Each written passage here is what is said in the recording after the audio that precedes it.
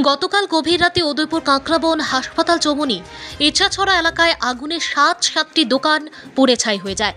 খবরের বিবরণ দিতে গিয়ে এলাকার বাসিন্দা মৃদুল দেবরায় জানান, অন্যান্য দিনের মতো এলাকার দোকানের মালিকরা দোকান বন্ধ করে যে যার মতো করে বাড়িতে চলে যায়। বাড়িতে খাওয়া দাওয়া করে যে যার মতো ঘুমিয়েও পড়ে।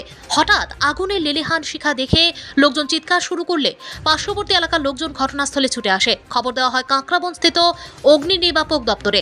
খবর পেয়ে অগ্নি নির্বাপক দপ্তরের কর্মীরা অনেক পরে ঘটনাস্থলে আসার ফলে 7টি দোকানই আগুনে পুড়ে ছাই হয়ে যায়।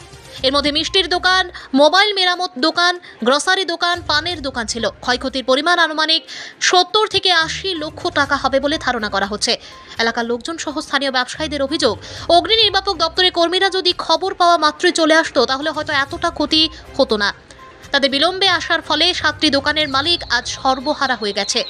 দাবি জানানো হয় বিধায়ক তহবিল থেকে এবং সরকারিভাবে যাতে আগুনে যাদের ক্ষয়ক্ষতি হয়েছে তাদেরকে যেন সাহায্যের হাত বাড়িয়ে দেওয়া হয়।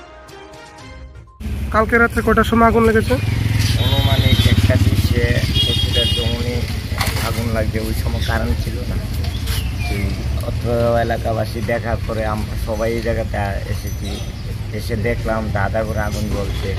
সঙ্গে সঙ্গে ফায়ার সার্ভিস এবং বিদ্যুৎ দপ্তর আরক্ষা প্রশাসনকে জানানো সত্ত্বেও প্রায় 40-30 মিনিট পরে এই জায়গাতে ফায়ার সার্ভিসের গাড়ি এসেছে।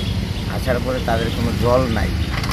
তারপরে উদয়পুর থেকে ফায়ার সার্ভিসের গাড়ি এসেছে এবং মেলাঘর থেকে ফায়ার সার্ভিসের গাড়ি আসার পর এই দোকানটি ব্যতীত অন্য দোকানে তারা রক্ষা করেছে। আমাদের কাঁকড়াবনে ফায়ার সার্ভিসের পরিষেবা ভালো ছিল না। কাঁকড়াবনের ফায়ার সার্ভিসে তো তাদের কোনো পরিষেবাই নাই। তারা প্রত্যেকেই আউটডেস এই জায়গাতে, প্রত্যেকেই ডিউটিরত যারা ছিল আছে এবং বাড়িঘর থেকে নিয়ে বাইক দিয়ে আনা হয়েছে। এই ব্যাপারে এলাকাবাসী তীব্র ধিক্কার জানাচ্ছে যে ফায়ার সার্ভিসের ভূমিকা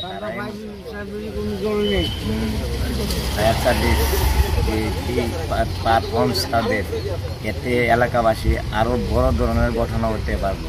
তাদের সরকারের কাছে আমরা আবেদন রাখবো যে তদন্ত করে যাতে fire service. Bureau report, নির্মহল TV.